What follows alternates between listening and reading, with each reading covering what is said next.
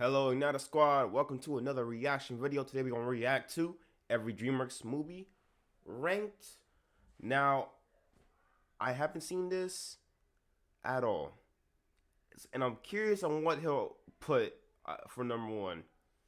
In my opinion, I'm going to say the best DreamWorks movie to me, like, if someone would have asked me randomly, dang, that's really hard. That's actually really hard. I don't know. What counts as a DreamWorks movie? Okay.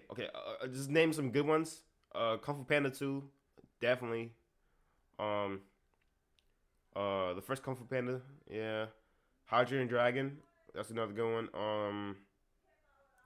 one. Wild Robot. I don't think that's on here. That's also good. Captain Underpants. Captain Underpants, I like Captain Underpants. Shrek, yeah, Shrek. Shrek 4. I actually really like Shrek 4. A lot of people don't like Shrek 4, but I actually like Shrek 4. I really love Shrek 4. I love Shrek 4, bro. Yeah, I can't think of any other DreamWorks movies that like. I guess Puss in Boots 2, but I don't think that's on here. Yeah, man. There's a lot of great DreamWorks movies, so. Let's see. Funding for Schaffrillas is provided by Squarespace, the sponsor of today's video. From websites and online stores to marketing tools and analytics, Squarespace is the all-in-one platform to build a beautiful online presence and run your business. Well, it's all been building to this. The inevitable DreamWorks Megamon. I forgot that's a DreamWorks from movie. The internet's #1 DreamWorks apologist. Sure, it's a studio founded never seen solely that. out of revenge by a gigantic asshole, and sure, many of their films can be pretty rough B-movie was around the DreamWorks? edges, B-movie. but damn B-movie was it, tough. this I like studio B-movie. is filled with talented people who pour their heart and soul into some iconic animated classics That's that don't DreamWorks? get nearly That's enough peak. respect That's peak. because of where I've they seen that. I've seen come that. from. In spite of their missteps, DreamWorks is nothing short of an amazing studio, much like how Adam Sandler is an amazing actor. They both just actively choose to make shit too often, and it hurts my feelings. But whatever. I love it's Adam time Sandler. to finally rank Peak everything Adam Sandler's they've peak is a done. peak movie. DreamWorks, that is, not Adam Sandler. All 38 of their current theatrical releases. That's right, Joseph King of Dreams doesn't count. I'm not watching it. I You love can't Joseph make King me. of Dreams. Also, no, I'm. Wait, that's DreamWorks? Wait, Joseph King of Dreams is a DreamWorks movie? Really? I love Joseph King of Dreams. That's actually a good movie. Joseph King of Dreams and wait. Oh, they have the Prince of Egypt on here. Prince of Egypt is really good. Actually, Prince of Egypt might be like top 3 movies. I ain't gonna lie. DreamWorks movies for sure. Prince of Egypt was really good. Gotta be top 3. Prince of Egypt gotta be top 3. If y'all haven't seen King of Dreams and y'all religious, Joseph King of Dreams is really good too. It's not as good as Prince of Egypt. It's not as good, but it's still really good. Not watching The Croods 2 because in theaters only is not a valid release option at the moment, and I'm not delaying the video to wait until it comes out on streaming. Well, we've got a lot of ground to cover, so let's jump right in. Disappointment in the game of life. And the award for the worst DreamWorks movie of all time goes to... Coco? Probably not what you were expecting, huh? Turbo is one of I the love worst Turbo. animated I movies actually like I've ever Turbo. I like Turbo. It was on my it released on my brother's birthday, and I love it. And a lot of people don't like it because of the Mexican people scene with the tacos. And yeah, it was kind of like a weird white way to make tacos, but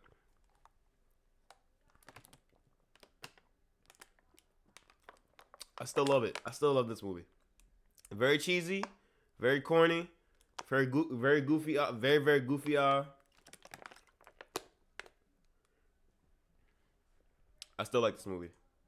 Seen in my entire life. Very goofy, it is but I love it. I love it. agonizingly bad. I can't remember the last time a movie gave me nothing to enjoy quite like this one. It's basically the DreamWorks equivalent of The Good Dinosaur, but at least The Good Dinosaur had amazing landscapes and like 2 good scenes. Turbo has nothing. It is worthless. Every single character, relationship, and plot point in this movie feels hollow and artificial. Nothing is genuine. Nothing is earned. The plot is just Ratatouille again, but done without a single iota of that movie's brilliance. Oh, watch this animal succeed at something he really love that wants to animal. do, but I love that everyone tells animal. him he can't do. Isn't that inspiring? No. because that's all this movie is. It doesn't have any great themes or additional layers of brilliance on top of its basic premise. It is literally just a snail who goes fast and gets a chance to race. Peak movie. That's it. Peak It's movie. not dramatic, it's not enticing, it's not funny. Good God, is it not funny? I didn't laugh, chuckle, smile, or even think, wow, that was a good attempt at a joke once. There is nothing here. The plot is hysterically predictable at every turn. There are no surprises whatsoever, which is ironic since this movie has a motherfucking twist villain. Well, okay, maybe it's a good twist villain. No, it's honestly the worst twist villain I've ever seen in a feature film. Forget Mr. That Was His Mistake or Assistant Mayor Sheepdweeb. This movie's twist villain is on the same level as the Paul Blart Mall Cop twist villain. Yo, chill, Paul Blart. Chill, Paul Blart Mall Cop. Peak movie. For so many years. These peak movies, really though. A Come on, bad bro. guy who These never is peak once movies, bro. acts like a bad Hey, guy until the big. Look, bro. Say all you want about Turbo. Say all you want about Turbo. Say all you want about Turbo. Whoa, that snail is fast. Come on, that's peak song right there. Reveal scene. He tells the snail, "I'm gonna win the big race, and you're The a fast loser, effects you is cool, stupid too. snail. You suck." And now that the racer has revealed that he's a big meanie head to the snail and literally nobody else, he suddenly acts like a huge jerk in front of the entire viewing world. Something he never did in any of his previous races. What the fuck?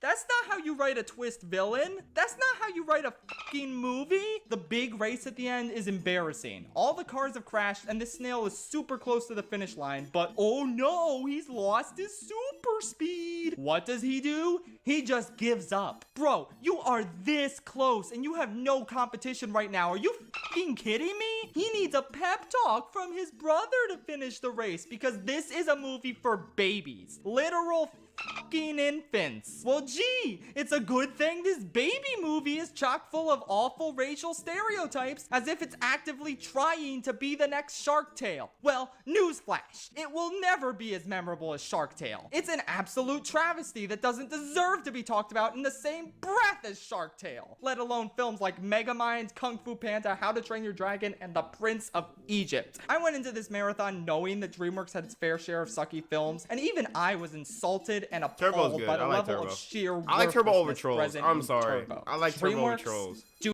I like Turbo over Trolls. Is that a crazy thing to say? I like Turbo over Trolls. But dang, yo, I watched Trolls 1.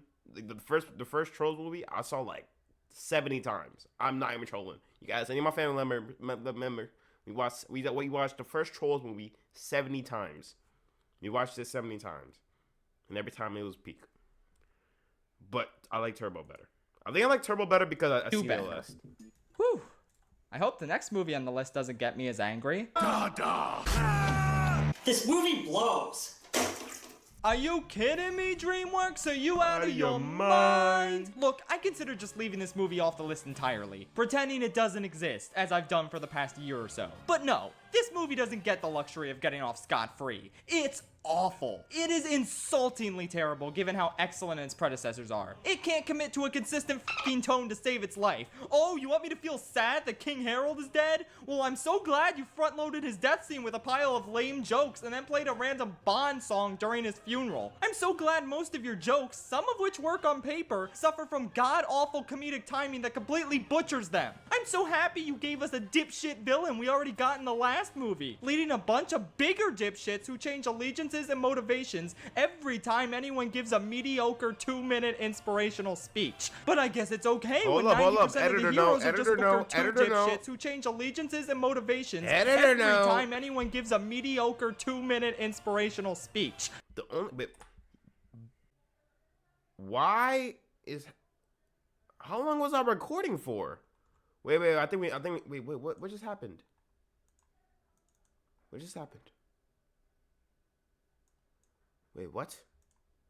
No, you can't do this. I started this company. Hello.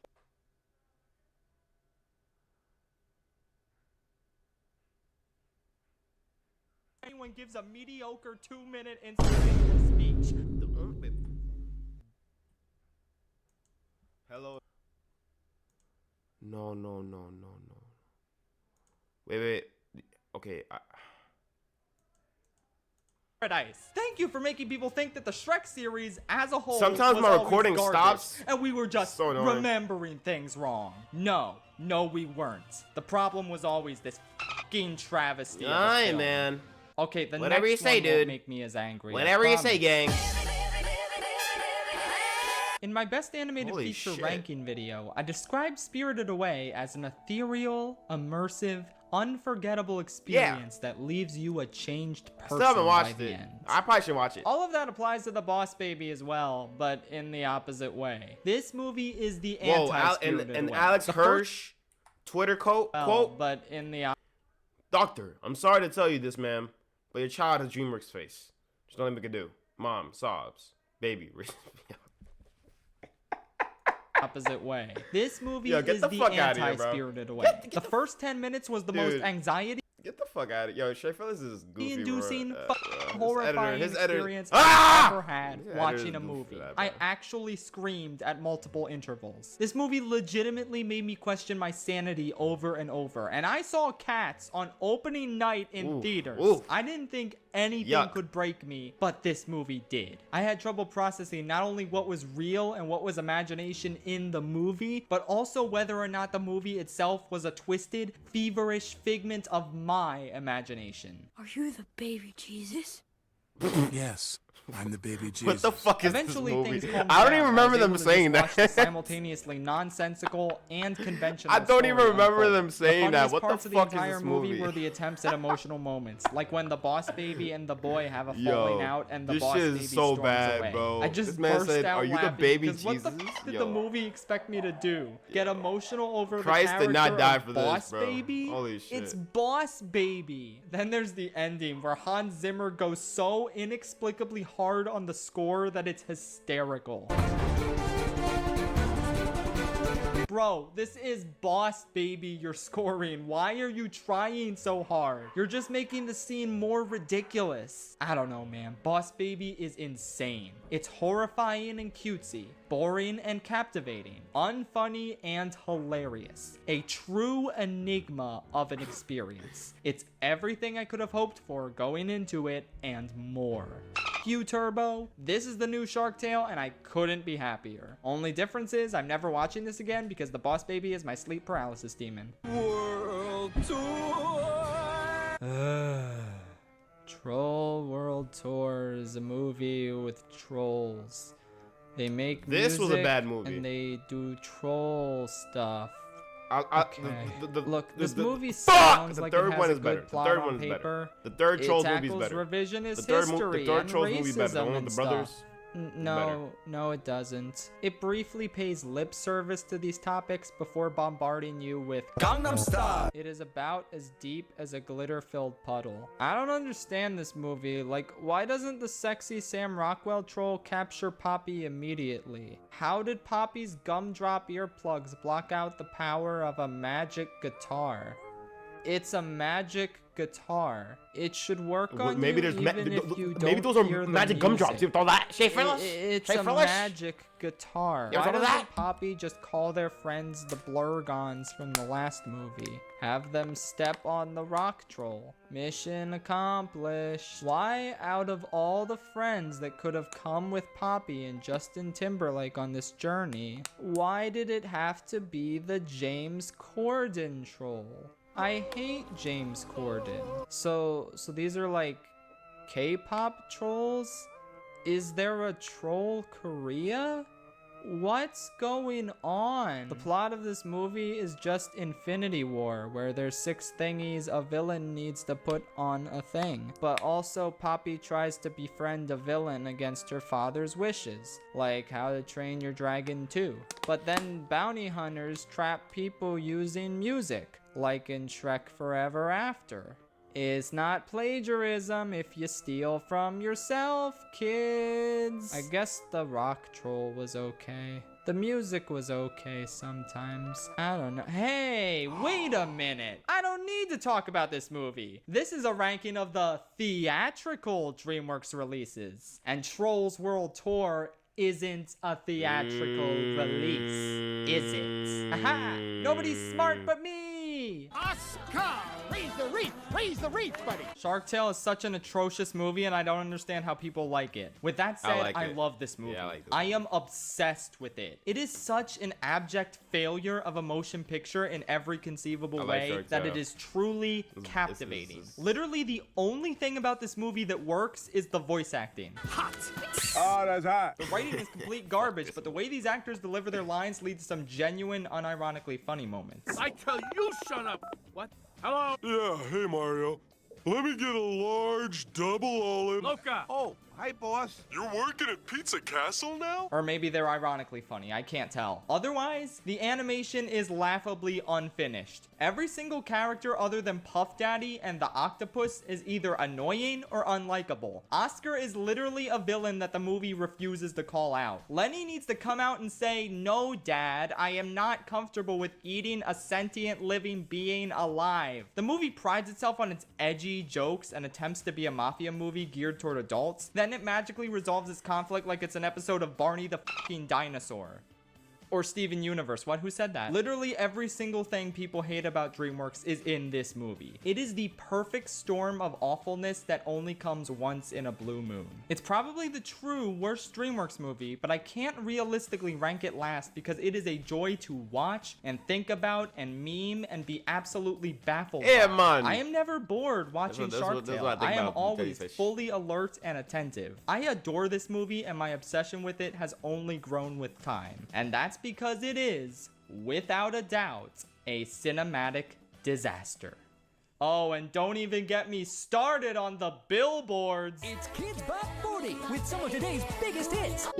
Hello, darkness, my old friend. If Turbo Peak was a movie. terrible movie Trolls is a intended peak for movie, y'all. babies, Trolls is a really good movie intended for babies. The animation is stellar and makes the whole thing look like a really neat art project. I like Trolls. And honestly, I kind of liked it for about 30 minutes before it turned into, oh, let's sing 27 terrible pop song covers as we try to help this lady goblin hook up with McLovin Goblin. That's fun. Look, once again, this is a great baby movie, but it has such a boring story and it's such a bad musical that my interest in the film took a complete I just nosedive. realized why you And just why do said you need to McLovin auto-tune Goblin. Justin Timberlake? He's Justin Timberlake. Just let him sing McLovin normally. Goblin. Whatever. It's a big old whatever movie that I have hilariously little to say about. Moving on. Why won't you sing? Because singing killed my grandma, okay? Holy shit, that hamburger at the beginning looks real. Anyway, Monsters vs. Aliens is not very good. It's not quite as bad as I remember it being This as a is kid. also a I peak mean, this movie. movie made me laugh at least This is 6 or also a 7 really, really times, peak so movie. that's worth something, I guess. None of the characters are hateable, though none of them are This is a particularly peak likable. The action has such astoundingly low energy to it that it bored me to tears. And I feel like the idea of a monster movie parody could have been fleshed out better than not Wait, at all. this movie's literally this isn't done a it parody on. of What the monster fuck? movies. It's just a monster movie for children that isn't particularly funny or This is enjoyable. just a Don Why DeLonge not do what movie. Megamind did and tell a really unique story that plays with the conventions of the superhero genre? Hell, I feel like even Shark Tale handled the parody angle better, since a shark mafia is at least an idea that parodies a typical mafia movie, even if they don't do anything with it. Bottom line is, you could do a lot worse than Monsters vs. Aliens, but you could do a lot better. And I will never forgive this movie for existing and being so visually close to Megamind, thus subconsciously tainting the latter film's reputation by making it look like a lame knockoff. Thanks for that, dick. Wait, I Schaffrillas? was not Wait, looking forward Schaffrillas? to the Croods, let me Schaffrillas? tell you. Even though I also never saw Rise Schaffrillas? of the Guardians as a kid, The Schaffrillas Croods was the edits his own first videos? DreamWorks movie that I specifically said, I actually didn't know that. yeah, Schaffrillas I'm too edited old his own for this videos. too. Never checking it out in theaters or on DVD. Turns out Schaffrillas I really really edits didn't his own miss videos. much. What the It's not as fuck? bad as I was expecting. I mean, I What the kind of liked it fuck? at first. It was nice and simple and charming. But its charm wears thin pretty quickly, and I was really bored with it during the second half. It's just an hour and a half of Croods is generic actually kinda family funny, I ain't gonna conflicts lie. and haha, here's cavemen inventing a modern thing, which is just super repetitive. I was really disappointed when the iconic cinematic Croods. icon I like Croods. Grug, I like Croods. played I like- by I like- Nicolas I like Cage, Croods. threw his family off a cliff towards the end. I like It was Croods. disappointing because I thought that meant they were dead and the movie could officially end, but sadly no. Look, Yeah, it's a 'cause he got thrown perfectly the fucking serviceable across the kids fucking movie and it earth. has a couple good laughs, like when the sloth pulls out a knife and gets ready to shank a bitch, but it really can't make up for a dull experience. I'll end on a positive positive note though, the animation is real pretty. They did an amazing job with the vibrant, creative environments and creature designs. So good work. Anyway, can't wait to watch The Croods 2 when it comes to not theaters. I'm so excited to see how the epic story of Grug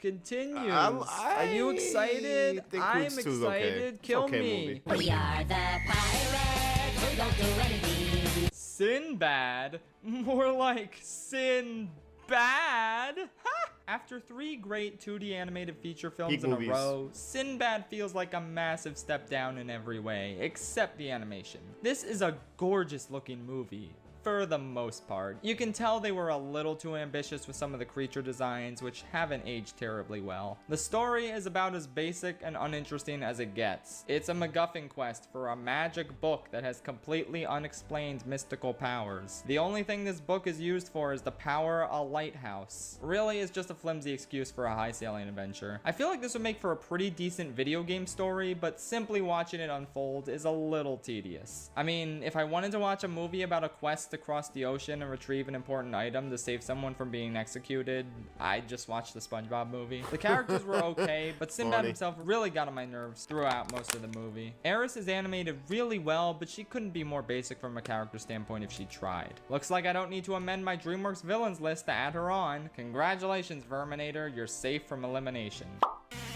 Look, this movie is fine, but compared to the DreamWorks movies that came out around the same time, it just feels like it's doing the bare minimum. I don't really feel like ever watching it again. Sorry. Home was surprisingly not terrible. I'm impressed. Granted, there are a lot of terrible moments, like when Purple Bazinga Man drinks pee and eats a urinal cake, and also the plot during the second half of the movie doesn't make much sense, and it kind of makes the first half pointless, and I have no idea what happened to the chief Shrek guy in the end. The movie kind of forgets about him, and the film keeps playing This movie's Rihanna boring to song me. every This 5 movie's minutes, so boring that's to me. This is annoying, a but the boring movie's movie to not me. terrible, I swear. The main characters honestly just have a movie's really really boring to charming me. rapport with each other, and I like watching Really them go on boring this movie to journey. me. I don't know There's a why. few It's just jokes boring. and loony scenarios that actually I don't hate really it, it's land just for boring me. to me. Like when they have to disguise Bazinga and it looks like it's going to be a huge makeover montage, but then it turns out all they need to do is put a beauty mark on him and that completely fools all the other aliens. I like that. I like how the plot is basically stop Bazinga's party invitation email from reaching an evil group of aliens, until the second half kind of drops that plot line for something more confusing. But yeah, the characters are surprisingly charming enough and these alien inventions are inventive enough to keep this loose plot afloat. Like, you're seriously going to tell me that Turbo had more thought and effort and creativity put into it than this? Get out of town. Home is a deceptively sweet movie that clearly had some good heart thrown into it, but it's also got a lot holding it back from being actually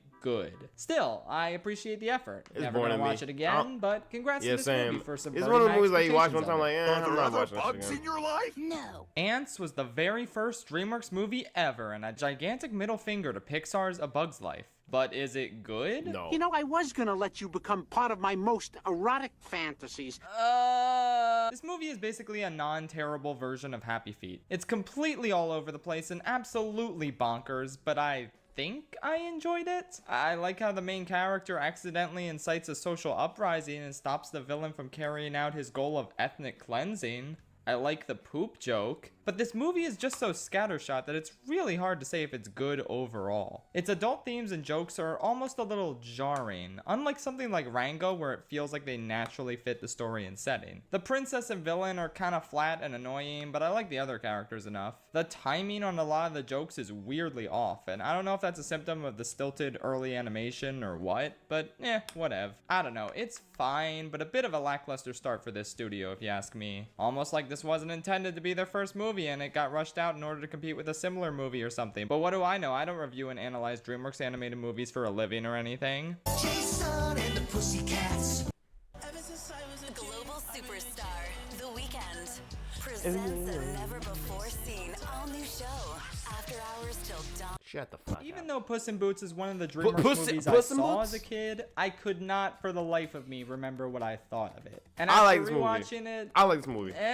one thing I appreciate about this movie I is like that this it's movie. definitely not a Shrek movie. Despite being a spin-off, it's completely tonally distinct from the Shrek I like this trilogy, movie. and it never once feels like I'm watching a Shrek movie. The downside is that this movie is nowhere near music. as good as the Shrek trilogy. Whereas Shrek subverts the fairy tale genre, Puss in Boots plays it completely straight. It's basically just a Jack and the Beanstalk Humpty Dumpty mashup adaptation, and it really doesn't do anything particularly special. My favorite part of the movie is this extended flashback scene where we see Puss and Humpty's childhood and what caused them to split apart. But it ends up taking up so much time that the actual quest itself feels really short and underwhelming. I would have loved It the is short. DreamWorks take on an Indiana Jones or Uncharted-like story, but the quest is over before it really gets interesting. It's also a shockingly unfunny movie. Like, the first 3 Shrek movies have so many good laughs, but I can't remember anything that humorous Yeah, it from wasn't this really funny film. to me. I like the ultimate resolution to Puss and Humpty's relationship, and it makes the climax pretty interesting. But aside from that, it's just an aggressively okay movie. Nothing here not is boring to bad, me, but though. nothing is done particularly well either. Dare I say it, Puss in Boots is honestly just a movie that exists.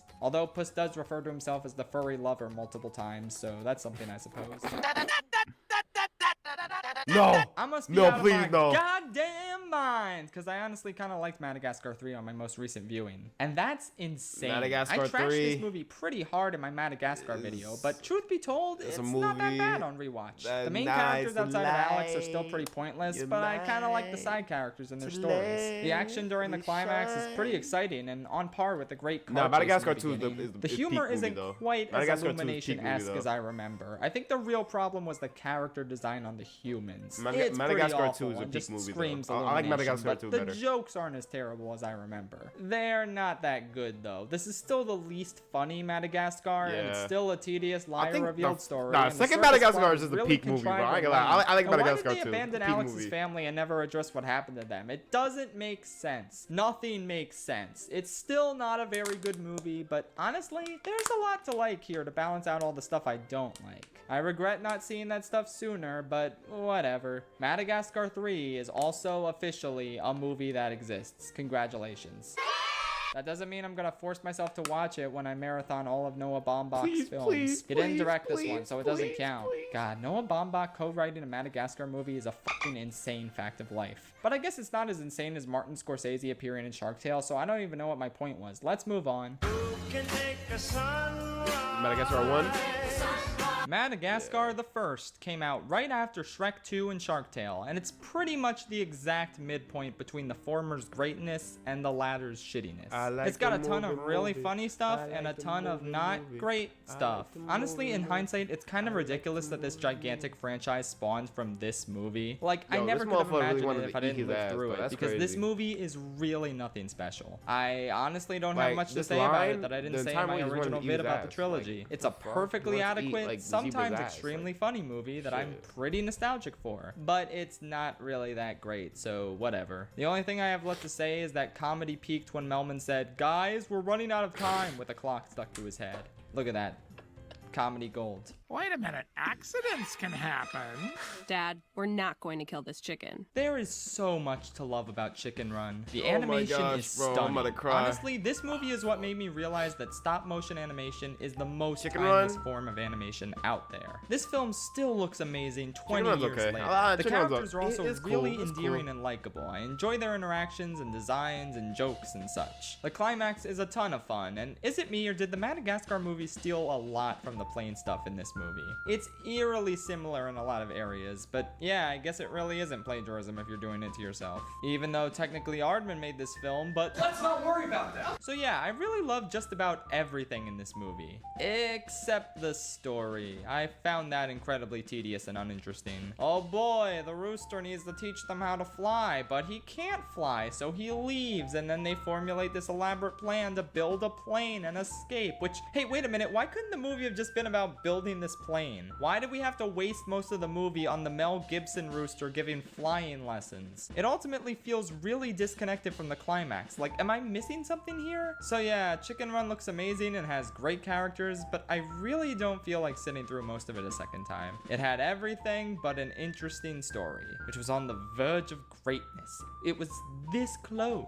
Also, are we just not going to talk about the fact that Mr. Tweety murders his wife at the end? Our world doesn't deserve you. Yet. For the most part, every single video I've made on a DreamWorks animated movie thus far is accurate to my current thoughts and feelings. Yeah. Except for one where I definitely gave a movie too much credit. Yeah, there's a What? certain DreamWorks sequel that really wasn't as good as I gave it credit for. Okay, yeah. And that No, movie, listen. of course, is Madagascar 2. Don't get me wrong, it's still the best main series Madagascar movie. It actually tried to have emotional beats with the main characters. The funny Madagascar scenes in 2 this are is still peak. insanely Madagascar funny. 2 But is a after peak rewatching movie. this Madagascar one so 2 is close a to some peak, other peak movie. much I ain't gonna funnier lie. DreamWorks movies, I ain't gonna it lie. really started to hit me that this one isn't nearly as funny as I Bro, remember. this movie Hell, was the so first fire. one might actually be I mean, funnier it'll overall, burn even if and it does rely a lot on everything. tedious pop culture references. Point is, while I still think this is the best one, I don't think it's easily the best one anymore. I love a lot about it, like all the Moto stuff, the plane stuff, the volcano stuff, the Moto stuff, the dam stuff, the penguin stuff, the Moto stuff. Okay, we get it, bro. We Nana get it. stuff, the We get it. We get it. Wait, what was I talking about again? But man, the stuff with Alex and his dad and the pathetic villain lion is not nearly as funny as I remember. Nah, it's and funny. it takes up It's a funny. lot more time than I remember as well. Whatever, it's still a decent movie, but I feel like if I want a stronger comedy, I'll just watch something with hedges or bees in it instead. God, I just can't believe how this video has shifted my Madagascar paradigm I want to entirely. move It it, used to move be it. boom, first movie 6 out of 10, second movie 8 out of 10, third movie 4 out of 10. Now the entire trilogy is just floating around in 6 out of 10 limbo, and my video on the trilogy is basically ruined. I can't tell if these movies are good or bad anymore. This trilogy is an utter Bro, what are these enigma that memes has that keep fried my editing brain in, entirely. bro? Somebody put me out of my misery. Holy shit. Okay. What the Abominable! Can you believe that? Abominable was amazing.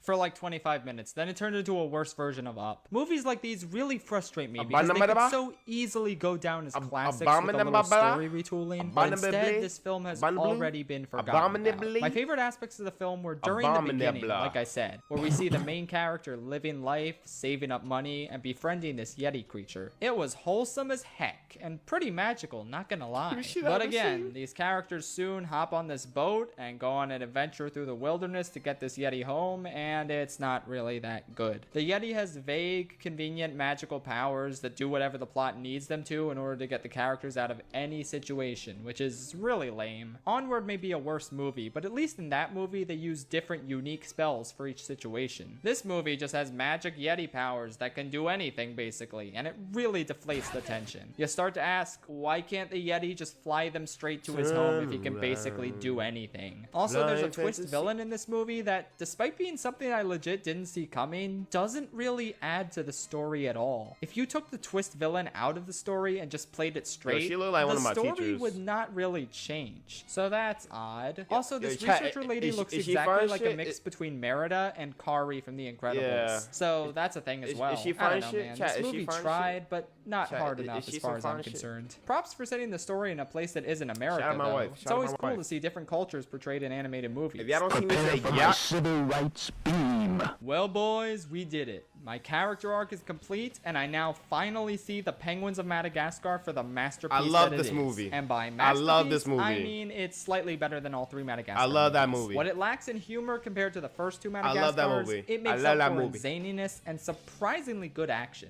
The plot Why is are we actually playing Live and decent, Learn in the the villain background? is I have no enjoyable. idea. Plus, there are plenty of funny moments all here I'm gonna and say there. is, The movie if y'all don't kinda see me loses say me yeah, with it's these because I other got a secret wife, agents and I don't who feel, aren't really that I don't feel interesting. comfortable Plus, saying yeah. any attempt at an even if emotional moment even if really there's a fall yeah, flat. I don't feel Bro, comfortable this is saying the yeah. Penguins for my of wife. Madagascar movie. Just fully Like, if I immerse say yourself yeah right in now, the she might slap zaniness me, and you know don't what I mean? bother I with got the a wife, drama. man. I got a wife and 5 Whatever. kids. It's still a really fun time, but It is once what it is, again, man. I don't have that much to say about it. Just like the trilogy, Why are it we is playing also Live and a Learn, 6 out of 10 gang? film, and the show was still better. You know what else is better? The Madagascar Penguins and A Christmas Alright, Carol. bro. Now that's an all-time classic. It doesn't count for the purposes of this list, but I'll let you know where I'd rank it if it did count when we get to that spot. Alright, we're officially about to get into the top 20. The good movies, the 7 out of 10s and above. I could use a breather before that because I have been talking for 30 minutes. How about I use my break to talk to you even more about Squarespace? No, There's no, better please, way please, to build a website please, that'll please, chronicle please, every piece of the please, epic Madagascar lore, let me tell you.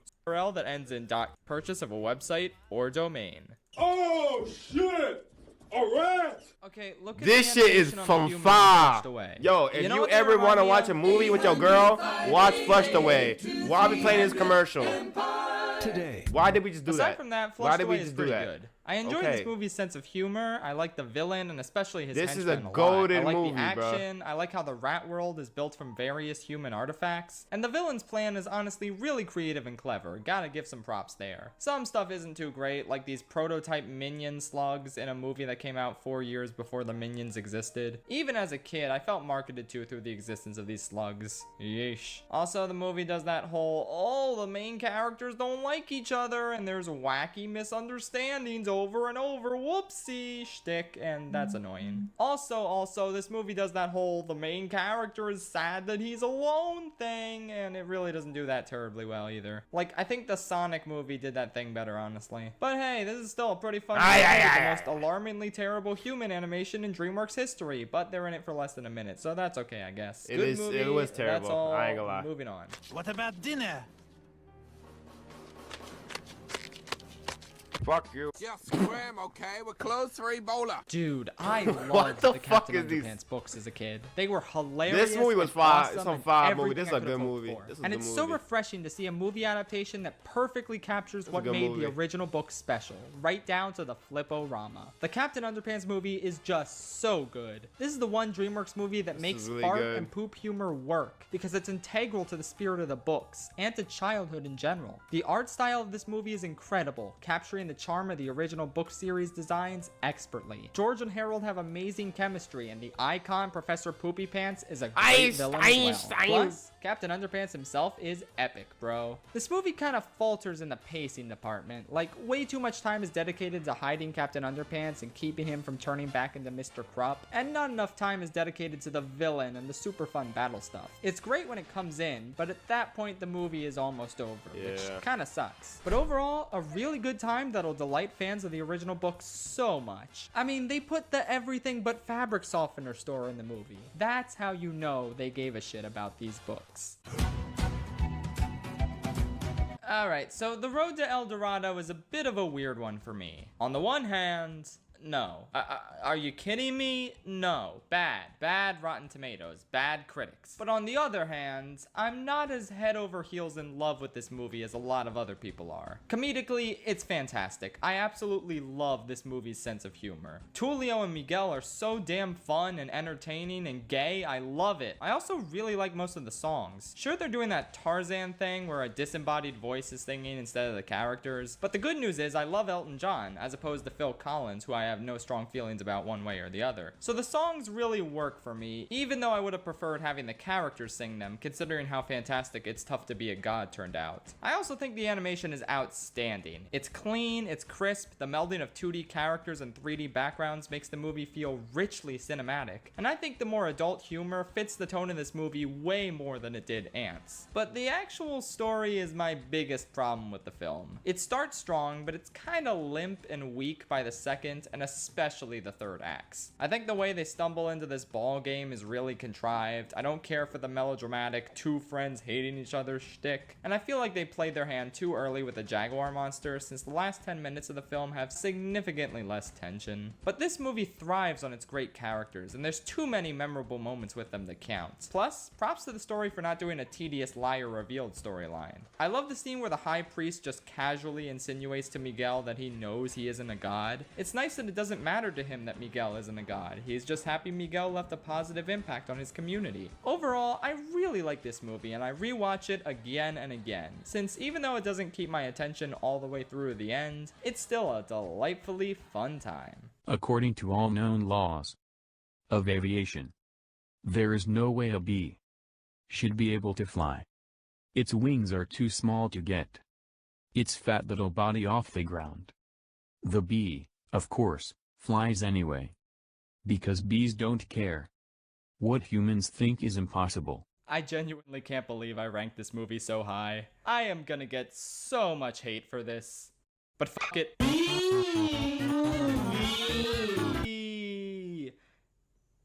If Shark Tale solidified DreamWorks' reputation for making bad movies, and Shrek the Third solidified their completely unwarranted reputation for making bad sequels, then it was B-Movie that solidified their reputation for making bonkers movies. Much like Boss Baby, B-Movie is basically a shitpost that's trying to pass itself off as a feature film. But I will give B-Movie this. Unlike Boss Baby, it is a really, really good shitpost. This might actually be the funniest movie DreamWorks has made. I'm not joking. The story is scattershot and not well put together at all, but when the movie is making me laugh this hard, I could honestly care less. Every character in this film cracks me up, from Jerry Seinfeld B to Renee Zellweger lady to John Goodman lawyer to Patrick Warburton Ken. You can tell that the voice actors just had an absolute blast with this movie. Every nonsensical plot point is completely justified on account of the insane comedic potential they provide. The only part of this movie I don't like is the last 30 minutes or so, where it tries to take its ridiculous plot seriously and the jokes start to slow down. But other than that, this movie is comedy gold. I have an ironic enjoyment of the story and a genuine enjoyment of the humor, and I don't see why people dislike it so much. It's just that fun. After my opinions on the Madagascar movies changed so drastically on rewatch, I was really hoping the same thing would happen with How to Train Your Dragon 2. I really wanted everything to finally click so I could just fall in love with this movie like everyone else. And my opinion did change on rewatch. The movie got a little worse. Say what? I'm sorry, y'all, but to me, this is the biggest disappointment out of all the DreamWorks movies. Obviously, it's still really good, but for a franchise this special, really good just doesn't cut it. And it's so frustrating because the outline of the story is perfect. It's just all these little details that pile up and bring down the entire experience. I already made a video covering all my problems with the movie, so check that out for more details. But yeah, this rewatch made a couple of those problems worse. The side characters annoyed me more this time. The villain was way more embarrassing than I remember. And the weird pacing made it feel like nothing really happens by the end, which is crazy. A ton of stuff happened in this movie. A ton of really great emotional stuff, but it didn't register for me because the connective tissue between the handful of phenomenal scenes just wasn't that good. It's still a good movie. I still enjoyed myself, but it frustrates me beyond all reason because I can so easily visualize the masterpiece it was so close to being. Again, watch my video if you want the deets. All I can say here is Stan Gobber, because he's the best character in this trilogy. Okay, moving on. Let me tell you, even though I already watched this movie recently for my video on it, I was still excited to watch it again. Over the Hedge is such a fun time. The visuals are great, the cast of characters is so endearing, it tells its story surprisingly well, it has the Verminator come on! It's just such an easy movie to like. DreamWorks has made its fair share of hateable garbage, and this movie is nowhere near that level. It's a delight. I love jamming out to the Ben Folds music or laughing at the spectacular voice cast. It's just a jam. Over the Hedge is a jam of a movie, and I'm sorry if you can't see that, society. Anyway, though, I've talked about it a lot, so watch the video on it if you want more elaboration. Okay, bye! Go on, bud. Lead them to the hidden... Oh, yeah. Wait. Hey, Medic, what kind of dinosaur is this? That is a Deinonychus. What I'm confused about, right, is dinosaur, hammer. What do those two objects have to do with anything? Did they know we were coming? World. Alright, look you guys, I've been hearing a lot of criticism towards a certain DreamWorks Part 3. Y'all are telling me that it's too kiddified, that it drops the emotional impact of the first two films for safe gags that really mess with the tone. And all of this contributes to a movie that's just not nearly as good as the first two. I've thought all this criticism over, and you're right. Kung Fu Panda 3 is easily the weakest one. Like, it's a good movie on its own, but coming off the first two, yeah, it's noticeably weaker. Kai in particular is emblematic of how this movie just isn't really trying quite as hard. Despite an excellent musical theme and some great J.K. Simmons voice acting, Kai just doesn't have the same compelling backstory or intimidating presence as Tai Lung and Shen. He's a decent villain, but not nearly as good as what came before. Speaking of which, yeah, this film gives off hardcore Return of the the Jedi Ewok village vibes. After such a dark, intense second chapter, the third one has us vibing in this panda village, and there's not as much tension as there should be until the final battle. The film does have a great message about being yourself and using your own strengths. In fact, it arguably portrays this message stronger than the first film did. Plus, the stuff with both opposed dads is strong, the humor is good, and the spirit world battles are fantastic. The emotional moments still hit, the action is still really good, it's still a Kung Fu Panda movie at the end of the day. Despite being the weakest in the trilogy, it's really, really good, and it stuck the landing for the series exceptionally well. I'm so relieved it turned out so good, considering the fact that the DreamWorks films released around the same time were less than stellar. Time travel! I see this as an absolute win. How in the halibut is Mr. Peabody and Sherman this good? Like, this is honestly one of the biggest surprises on this entire list. I saw it in art class during high school one day and I thought it was decent, but even then, I didn't give it enough credit. This movie slaps. It's so funny and exciting and heartwarming, and it's a cute little history lesson. And seriously, have I mentioned how shocked I am that I kind of love this movie? I care about the relationship between this boy and his dog dad. I live for all these historical references and all these time travel shenanigans. The voice cast is great. The premise makes for so much wacky fun. The animation has a great style to it. They make an Oedipus joke at one point. Like, come on. This is just such a hard movie to hate. It's not deep, it doesn't have any super strong themes or life lessons, but it's just fun. Pure, unadulterated fun that I highly recommend. Was that the bite of 87? You're guardians of the galaxy. Out of all the DreamWorks movies that weren't really successful when they really should have been, Rise of the Guardians is perhaps the one that stings the most. Not only is it really great, but it's practically begging for a franchise with how unique and enticing its world is. More creative interpretations of holiday-themed icons, please. Less trolls. Less of this troll shit, DreamWorks. Some elements of this movie fall a little flat, like the villain, who's a good rising threat, but a really boring character with a generic motivation and super lame design. Also, the design of these kids isn't great. They kind of look like slightly better versions of the kids from Monster House, but only slightly. Still, I like these holiday heroes and the rapport they have with each other. What really makes the movie though is Jack Frost and his identity crisis. I found it really intriguing and I really wanted him to find out who he was and be seen by people. It got me super emotionally invested. Aside from that, the creative concepts are great, the characters are enjoyable, the stakes are high, and it's just a really enjoyable, wholesome film. Maybe it would have done better at the box office if the title wasn't so generic and people didn't get it confused with that stupid ass owl movie, but whatever. It's surprisingly great and deserved better than what it got. Holy Shrek. I love shit. Holy shit, I love Shrek. I'm literally the real-life version of Will Smith from I Am Legend. I can quote this movie verbatim like it's nobody's business. And that's exactly what I did on my most recent watch through. The reason I've been procrastinating so much on my Shrek 1 analysis is because this movie is such a huge, talked about phenomenon that I really don't know what angle to approach it at. I guess a good angle for this video would be how audacious and daring it was, especially when looking at it as a piece of the overall DreamWorks puzzle. It completely subverted the Disney style of musical storytelling that most animation studios at the time, DreamWorks included, adhered to. It really changed the game not only for animation, but parody as well. I've talked about it before and I'll talk about it much more later. It's Shrek, man. It's funny, it's down to earth, it's endlessly rewatchable. If it wasn't for the whole forced, lame, misunderstanding trope, it would easily be in my top 5 favorite animes. But as is, it's still a great anime to check out. It's hideous. You know, that hurts my feelings. I've tried going on a date, you know. If it's true what they say.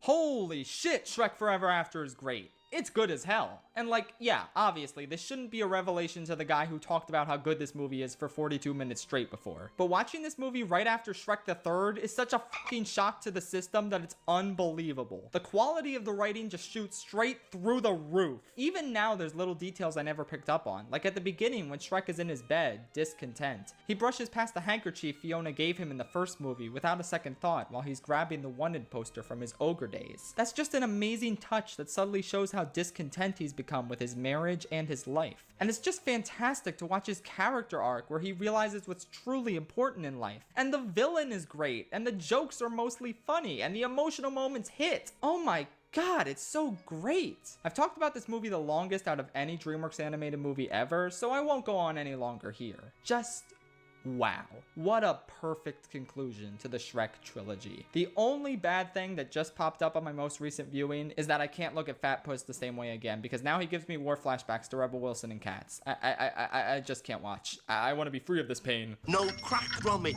We've forgotten the crack.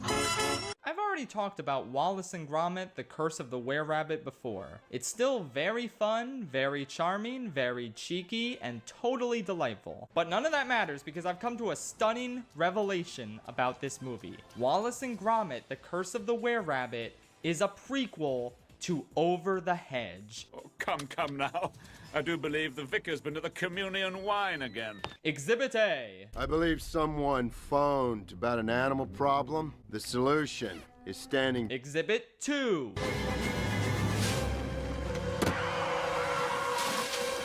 Exhibit Gamma. Get your hairy mitts off my waifu. Okay, I don't actually know what that last thing had to do with Over the Hedge, but you get the idea. DreamWorks was so impressed with Aardman's subliminal hedge messaging that they adapted said messaging into their own feature film less than a year later. I have eyes that can see right through lead.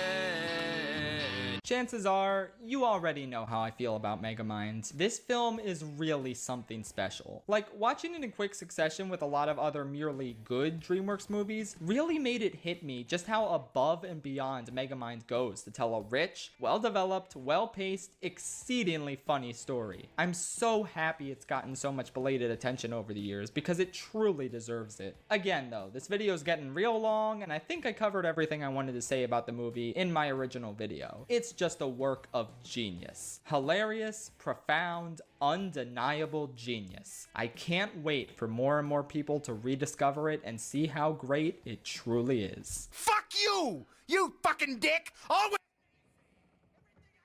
What? God, now this is how you do a sequel. Kung Fu Panda 2 isn't quite as amazing as the first, in my opinion. It's a little bit slower paced, a little less funny, the action is a little weaker, and the villain is just a smidge less intimidating. But oh my god, for every one misstep, this movie gets 3 other things right. This movie is an emotional tour de force. It tells such a shockingly powerful story about grief and abandonment and emotional turmoil, and oh god, it's so well done. The scene where Po finds inner peace is one of the best sequences DreamWorks has ever made. Watching him learn to process his trauma so he can heal and acknowledge that it doesn't define who he is now is such a fucking phenomenal message. As I've said before, Shen is the most evil villain DreamWorks has ever made, and I love what a personal threat he poses to Po. Like, Tai Lung was Shifu's burden to bear, and Kai was Oogway's burden, but this is the only time in the trilogy where Po's connection to the main villain is the focus of the story, and it all builds to a sensational climax. The colors in this one also just pop, more so than the first film. It's visually striking, it tells a great story, it's funny, it's thrilling, it's emotional, it's everything you could possibly want in a sequel, and more.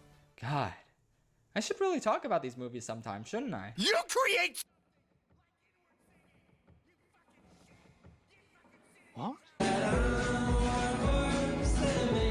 Spirit Stallion of the Cinnamon is so damn great. How come none of y'all never told me? Well, okay, mostly great. I'll address the only 2 problems with this film right here and now. The songs are hilariously bad, and I wouldn't mind so much if they didn't cram 4 of them in a row during the first 20 minutes. I got secondhand embarrassment from these stupid ass songs, but fortunately the movie really toned the frequency down as it went along, so that was nice. And then there's Matt Damon narrating the horse's thoughts. Talk about a buzzkill. This is legitimately what's holding me back from giving this movie a 9 or maybe even 10 out of 10 because it's so jarring and doesn't fit the tone whatsoever, and worst of all, it adds absolutely nothing. 90% of the time, Matt Damon is saying something that's blatantly obvious based on the horse's expressions or another aspect of the visuals. It almost feels like they went back and added him in post, like, oh, this movie is too mature and artistic. We need to dumb it down so kids don't get confused by the things that are blatantly shown through the visuals. I get that Matt Damon needed to practice playing an animal for his dramatic turn as an aardvark version of himself on Arthur a few years later, but this is just too much, man. So yeah, those two blemishes are what's holding this movie back from perfection, because honestly, everything else in this movie is perfect. It's like everything Good Dinosaur should have been. The fact that the horses don't talk is wonderful. Sometimes I don't want to hear celebrity voices telling obnoxious jokes out of an animated animal's mouth. I just want to see a beautiful, uplifting story about a horse trying to get home. I got so invested in his romance with Lady Horse and his friendship with Little Creek. The movie takes its time and makes these relationships feel so natural, and it earns every dramatic beat to the point where I may or may not have actually cried at what is essentially a fake out death.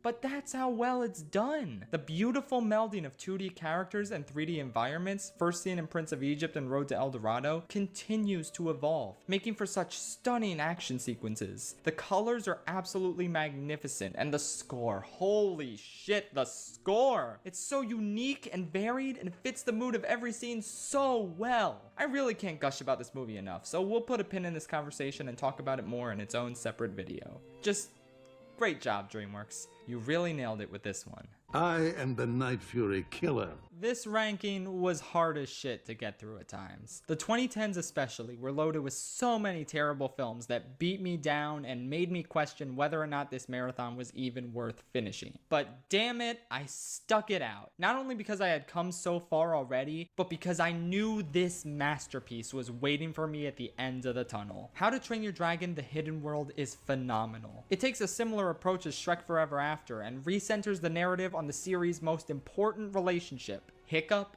and Toothless. It realizes that after all these years of the two codepending on each other, it's finally time to examine both of them as individuals. And this makes for a gripping story where both of them discover their own identities, ultimately realizing that despite how much they care for each other, they need to go their separate ways in order to survive and lead their respective tribes. It's such a profound story about love and loss, and it astounds me that DreamWorks went for such a bittersweet yet ultimately perfect conclusion to this thematically rich, emotionally charged trilogy. I previously called this the best film in the series, but on rewatch, it's definitely got some stuff holding it back from topping the first one. The annoying side characters are still annoying, the middle of the story is a bit clunky, and yeah, Grimble did chain Toothless and the Light Fury up way too quickly, for sure. But for the most part, this movie is a huge improvement over the second in nearly every way. The villain is far more intimidating. The gorgeous flying sequences carried solely by the score are back. The focus is on the relationships that matter the most to the story. Toothless feels like more of his own character than he ever has before. The climax is far more enticing, the emotional beats are even stronger, and the ending is honestly the best out of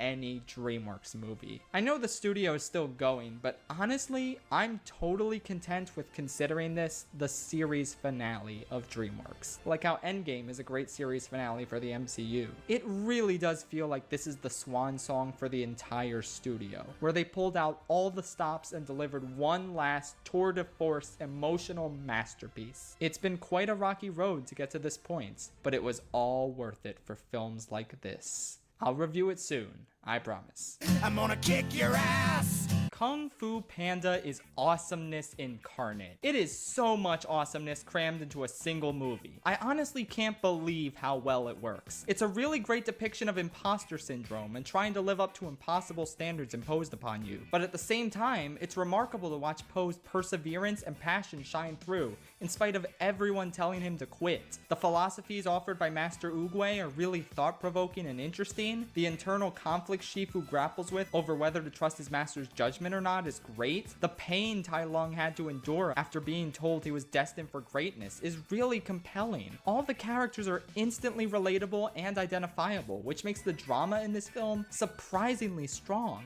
And that drama is channeled into some truly breathtaking, intense, well-choreographed, amazingly done fight sequences. From the prison escape to the bridge battle to Tai Lung and Shifu's climactic final duel, every new action sequence ups the intensity and dramatic stakes considerably. considerably, culminating in a more laid-back and humorous final battle that beautifully illustrates Poe's unorthodox fighting style. Tai Lung probably could have beaten Poe if they turned stage hazards and items off, but the fact that it's believable that a novice like Poe can defeat Tai Lung using the attributes and abilities that make him special, rather than by trying to be someone he's not, is a really powerful message. It's stunning how a movie this conceptually goofy can tell such a profound, exciting story that adheres to Chinese philosophies and culture so well. It's simply amazing. Yeah, I really do need to make videos on these movies, don't I? In some ways, How to Train Your Dragon is kind of the anti-DreamWorks movie. Not trying to insult DreamWorks here, I'm just saying that at this stage in the game, we all knew their brand. Celebrity voice cast, somewhat raunchy humor, the whole shebang. Even their best movies like Shrek and Kung Fu Panda adhere to this formula while also being really excellent in their own rights. The scroll has given him power!